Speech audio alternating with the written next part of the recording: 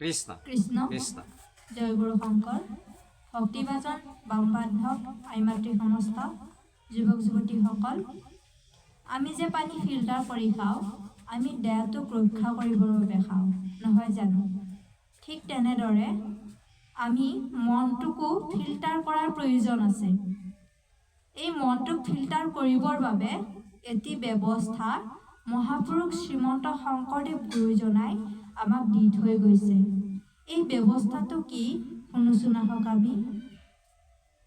দুৰাচাৰ মনমূৰ ৰাম হৰি বোল, ৰাম হৰি বোল ৰাম হৰি বোল।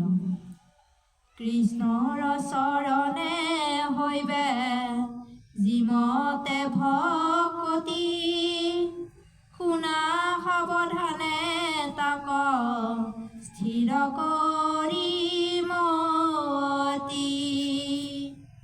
বিষ্ণু ভকতৰ সংগ লৈবা প্ৰথমতে, গুৰু মানে শুশ্ৰূষা কৰিবা ভাল মতে। কৃষ্ণ মহাপুৰুষ গুৰু শ্ৰীমন্ত শংকৰদেৱ গুৰুজনাই আমাৰ নৰমনুষ্যসকলক এটা উপদেশ দিছে। কি বুলি? দুৰাচাৰ মনমূৰ ৰাম হৰি বোল, ৰাম হৰি বোল ৰাম হৰি বোল। তাৰমানে আমাৰ মনটো কেতিয়াবা কেতিয়াবা লেতেৰা হৈ যায়, আৰু এই মনটো চাফা কৰিবৰ কাৰণে এটা ব্যৱস্থা, বৰ সুন্দৰ ব্যৱস্থা দিছে, যিটো ব্যৱস্থা আমি লাখ লাখ কোটি কোটি টকা দিলেও কিনিবলৈ বজাৰত নেপাওঁ। গতিকে আমি যে পানীবোৰ ফিল্টাৰ কৰি খাব লাগে, শৰীৰত অপকাৰ কৰে, নহয় জানো? গতিকে আমাৰ ঠিক পানী ফিল্টাৰ কৰাৰ দৰে, পৰিষ্কাৰ কৰাৰ দৰে আমাৰ মানুহৰ মনবোৰ কেতিয়াবা ক্ষণে আমাৰ লেতেৰা হৈ থাকে। গতিকে এই লেতেৰা মন চাফা কৰিবৰ কাৰণে, ফিল্টাৰ কৰিবৰ কাৰণে মহাপুৰুষ শ্ৰীমন্ত শংকৰদেৱ গুৰুজনাই এটা ব্যৱস্থা দিছে। সেই ব্যৱস্থাটো কি বুলি কৈছে? কৃষ্ণৰ চৰণ হৈবে যিমতে ভকতি, শুনা সাৱধানে তাক স্থিৰ কৰি মতি। মতি মানে মন, আমাৰ মনটো স্থিৰ কৰিবলৈ কৈছে। ইটো কৰা সিটো কৰা, অ'ত খাম ত'ত যাম, বহুত কিবা কিবি কৰিম, সংকল্প বিকল্প মনে কৰি থাকে। গতিকে এই সংকল্প বিকল্প কৰি থকা, ঘূৰি থকা, অহৰ্নিশে ছেকেণ্ডে ছেকেণ্ডে পলে পলে ঘূৰি থকা মনটোক সাৱধান কৰি দিছে গুৰুজনাই, বোলে মনটো স্থিৰ কৰি লোৱা। তাৰপিছত কি কৰিব দিছে?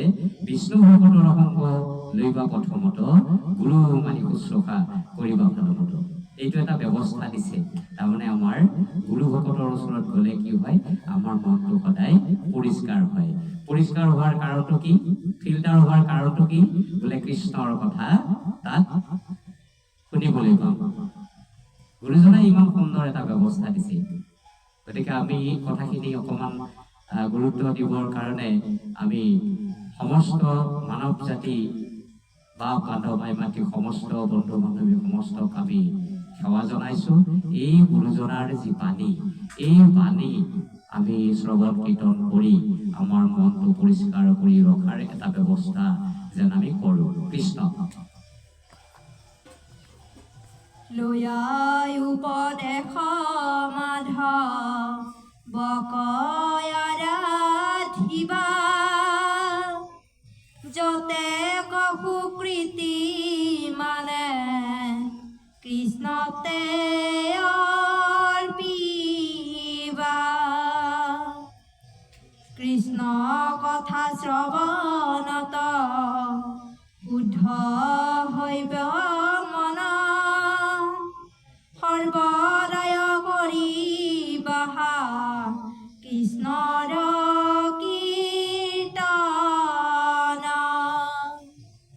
কৃষ্ণ গুৰু মানি শুশ্ৰূষা কৰিব ভালমত। কাক? গুৰু ভকতক গুৰু মানিবলৈ কৈছে ভকতক। আৰু কি হয় তাতে? কি হয়? কৃষ্ণ কথা শ্ৰৱণত শুদ্ধ হৈব মান, সৰ্বদায় কৰিবা কৃষ্ণৰ কীৰ্তন। তাৰমানে কৃষ্ণৰ কথা যেতিয়া আমি শুনো, তেতিয়া কাণ কৰ্ণপথে হিয়াত প্ৰৱেশন্ত কৰি, ভগৱন্তই হিয়াত প্ৰৱেশ কৰি আমাৰ যিটো মন, সেই মনটোক পৰিষ্কাৰ কৰি দিয়ে। কৃষ্ণ কথা যেতিয়া আমি শ্ৰৱণ কৰোঁ, কাণেৰে শুনো, তেতিয়া আমাৰ মনটো কি হয়? কৃষ্ণ কথা শ্ৰৱণত শুদ্ধ হইব মন। সৰ্বদায়ে কৰিবা কৃষ্ণৰ কীৰ্তন। সৰ্বদাই মানে সদায়, সদায় আমি অহৰ্নিশে কৃষ্ণৰ কীৰ্তন কৰিবলৈ কৈছে। আৰু নিজে আমি আনে কীৰ্তন কৰিলে আমি শুনিবলৈ পাওঁ, হয়, কিন্তু সেইটো আচলতে নহয়। নিজেই কৃষ্ণ বুলি নিজেই শুনিব লাগে, এইটো আটাইতকৈ শুদ্ধ শ্ৰৱণ বুলি কৈছে। তেতিয়াহে আমাৰ মনটো শুদ্ধ হ'ব। কৃষ্ণ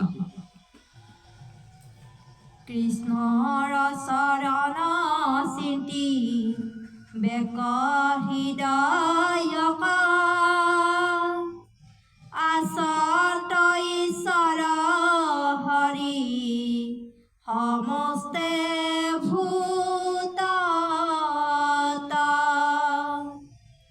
হেন জানি প্ৰাণীক কৰিবা সৎকাৰ তেবে হে কৃষ্ণ তৰতি হৈবে তোমাৰ। কৃষ্ণ বৰ সাংঘাতিক কথা এটা কৈছে। সমস্ত ভূততে দেখিবে ক নাৰায়ণ। আমি যে ভূত মানে জীৱ, এতিয়া আমাৰ বাপতি সাহন ভোগালী বিহু আহি আছে। আজি উৰুকা আৰু কাইলৈ আমাৰ ভোগালী বিহু। গতিকে এই ভোগালী বিহুত আমি মানুহবোৰে অন্য জীৱবিলাকক তিল তিলকৈ মৃত্যুৰ মুখত দিবৰ কাৰণে, মৃত্যুৰ মুখলৈ ঠেলি দিবৰ কাৰণে আমি কুণ্ঠাবোধ নকৰোঁ। সেইটো গুৰুজনাই কি বুলি কৈছে? বৰ সাংঘাতিক কথা এটা কৈছে। হেন জানি প্ৰাণীক কৰিবা সৎকাৰ তেবে হে কৃষ্ণৰতি হৈবে ক তোমাৰ। শৰীৰৰ সেৱাত কিছু নাহিকে প্ৰয়াস আপুনি লৈ বন্ধ কৰি হৃদয়ত বাস। সমস্ত ভূতত, ভূত মানে জীৱ, এই জীৱবিলাকক যদি আমি নৰমনুষ্যবিলাকে মৰণ নকৰোঁ, তেনেহ'লে কোনে কৰিব পাৰিব? উৰণ ঘূৰণ গজন ভ্ৰমণ এই চাৰিমুঠি জীৱৰ ভিতৰত শ্ৰেষ্ঠ জীৱ হৈছে মানৱ নামৰ এই জীৱ। আমি যদি অন্য জীৱবিলাকক মানুহবিলাকে মৰম নকৰোঁ, তেনেহ'লে কোনে মৰম কৰিব পাৰোঁ? গুৰুজনাই কাতৰ বিনতি কৰি কৈছে, সমস্ত ভূততে দেখিবে ক নাৰায়ণ।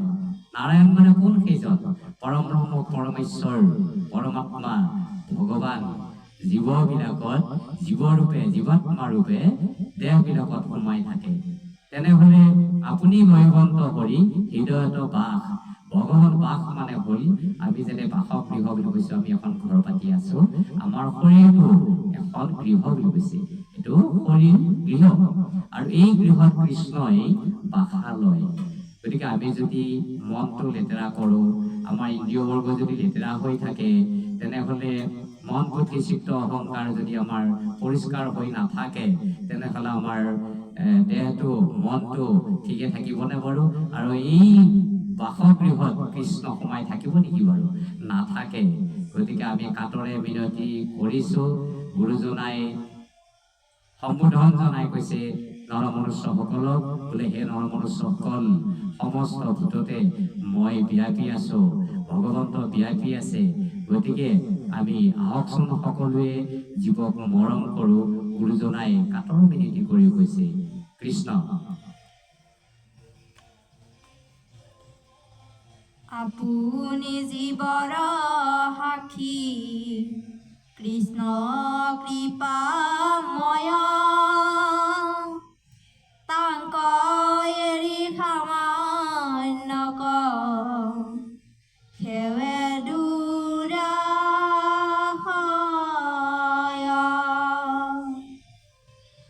ধন জন প্ৰাণ পুত্ৰ যত পৰিবাৰ সমস্তে অৱ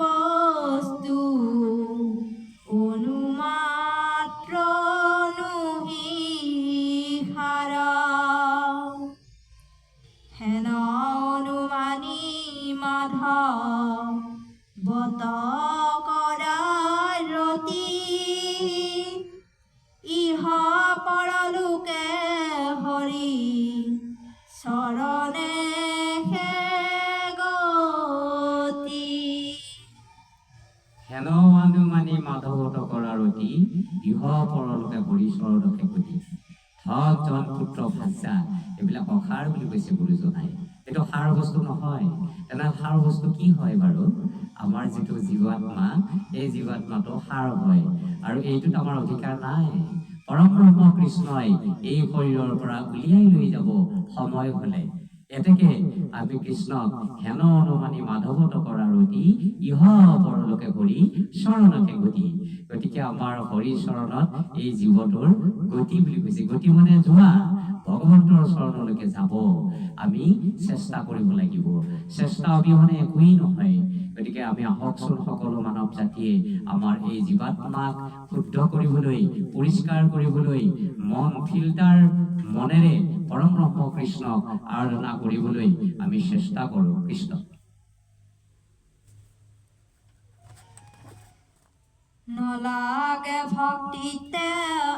নলাগে ভক্তিতে দেৱ দ্বিজ ঋষি হৈবে,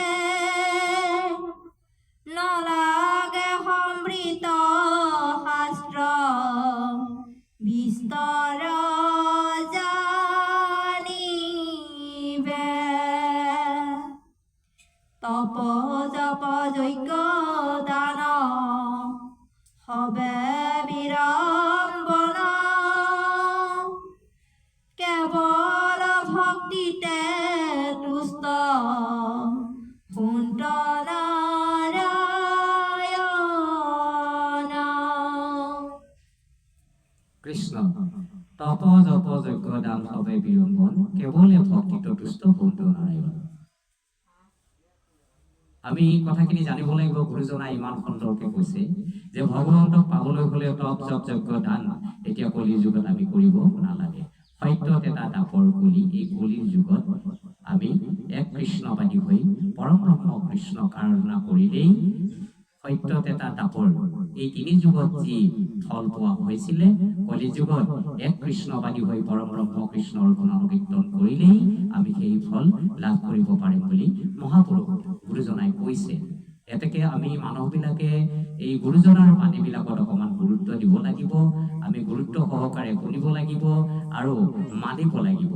নলাগে ভক্তিত দেৱ দ্বিজ ঋষি হবে, নলাগে সমৃদ্ধ শাস্ত্ৰ বিস্তৰ জানিবে। আমি এইবিলাক বিভিন্ন শাস্ত্ৰ উপনিষদ মুখস্থ কৰি ৰাখিলেই আমি কেতিয়াও ফলৱতী হ'ব নোৱাৰিম। কেৱল কৃষ্ণৰ নাম আমি গাব লাগিব আৰু আমি আমাৰ ঘৰখনত ল'ৰা ছোৱালীৰ সৈতে মিলিজুলি ব্যৱহাৰ কৰিব লাগিব।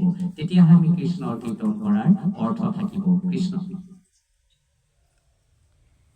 যখৰ স্ত্ৰী শূদ্ৰ যত বজ্ৰ পাখি,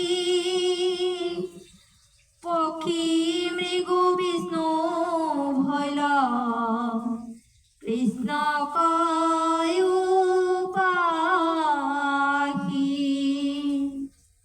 জানি দৈত্য শিশু হব হুয়ু একমতি,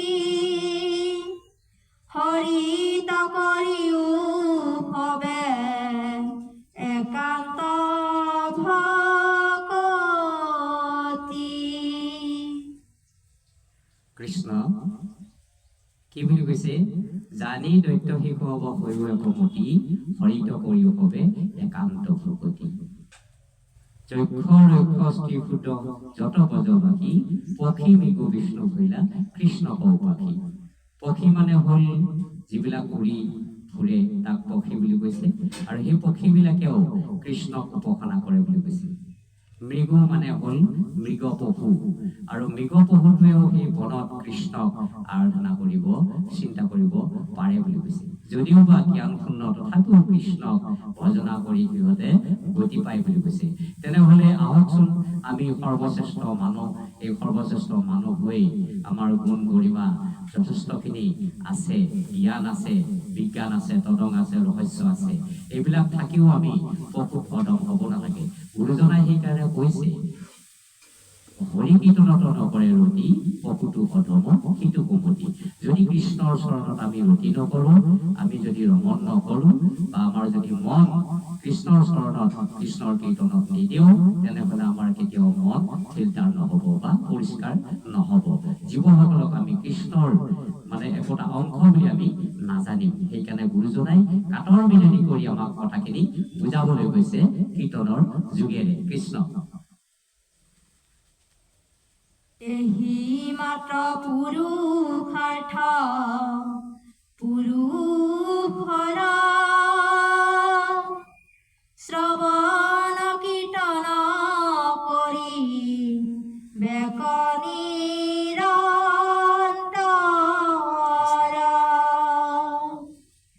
সমস্ত ভূততে দেখি বেক নাৰায়ণ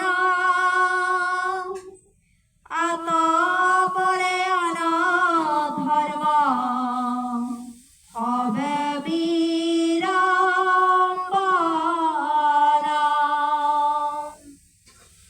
কৃষ্ণ তপ জপ যজ্ঞ দান হবে বিড়ম্বন, আতপৰে অনধৰ্ম হবে বিড়ম্বন। তেনেহ'লে আমি জীৱবিলাকক যেতিয়া কৃষ্ণৰ অংশ বুলি ভাবিব পাৰিম তেতিয়া ভগৱন্ত সন্তুষ্ট হৈ তপ জপ যজ্ঞ দান হবে বিড়ম্বন এইবিলাক কোনো প্ৰয়োজন নাই বুলি কৈছে কলিৰ যুগত। সত্য এটা দাপৰ কলি, এই কলিৰ যুগত পৰম ব্ৰহ্ম কৃষ্ণৰ গুণানুকীৰ্তন আমাক কৰিবলৈ কৈছে।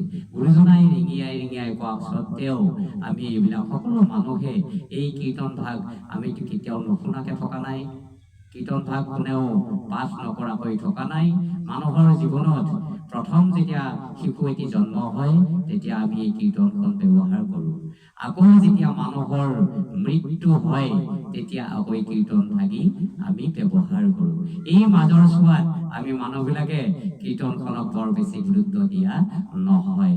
পৰম ব্ৰহ্ম কৃষ্ণৰ গুণানুকীৰ্তন যেতিয়া আমি যশ কীৰ্তন কৰিম তেতিয়া ভগৱন্তই যশ কীৰ্তনত সন্তুষ্ট হৈ আমাৰ নৰমনুষ্যসকলৰ আৰু জীৱসকলক গতি দিয়ে বুলি কৈছে। গতিকে গুৰুজনাই ইমান সুন্দৰকে বুজাই কোৱাৰ পিছতো আমি যদি মন কাম নকৰোঁ তেনেহ'লে ভুলটো আমাৰ নহ'বনে বাৰু? আহকচোন আমি সকলোৱে কৃষ্ণৰ গুণানুকীৰ্তন কৰোঁ। হেন শুনি নিৰন্তৰে দৈত্য শিশুগণ প্ৰহ্লাদৰ উপদেশে খেদিলে কামনা। গুৰুৰ শিক্ষাত আৰু কেহো নেদে মতি, ভাগৱত ধৰ্ম থোৱাৰ ধৈল ৰতি। কৃষ্ণ হেন শুনি নিৰন্তৰে দৈত্য শিশুগণ প্ৰহ্লাদৰ উপদেশে ভেদিলে কমন। তেনেহ'লে দৈত্য শিশুসকলৰ প্ৰহ্লাদৰ উপদেশত যদি মন ভেদ কৰিছে, আমাৰ এতিয়া গুৰুজনাৰ উপদেশত আমাৰ মন কিয় ভেদ নকৰে বাৰু? মানুহবিলাকৰ মন কিয় ভেদ কৰা নাই? কাৰণটো কি বাৰু? তাৰমানে আমাৰ শ্ৰৱণ শুদ্ধ হোৱা নাই। সেইকাৰণে গুৰুজনাই বাৰে বাৰে কৈছে শুদ্ধ কৰি আমি শ্ৰৱণ কৰিব লাগিব। মন শুদ্ধ আৰু মন ফিল্টাৰ হ'লে আমাৰ শ্ৰৱণ শুদ্ধ হ'ব।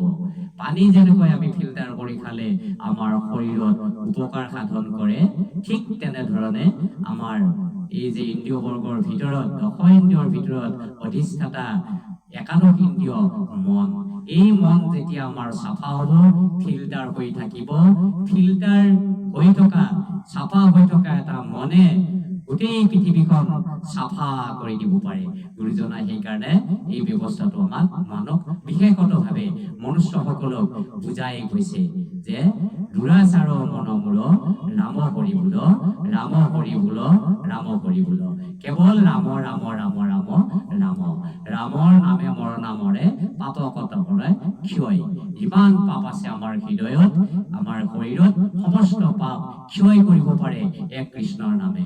গতিকে আহকচোন হে নৰমনুষ্যসকল, হে বাপ বান্ধৱ আই মাতৃ সমস্ত যুৱক যুৱতী শিশু সমস্ত আৰু এই বৰ্তমান বিজ্ঞানৰ যুগত কেৱল কৃষ্ণৰ নাম আমি সত্য আছে বুলি ধৰি লৈ এক কৃষ্ণৰ নামেদি আমি আমাৰ মন শুদ্ধ কৰিবলৈ আগবাঢ়ি যাওঁ। কৃষ্ণ অ হৰি অ ৰাম।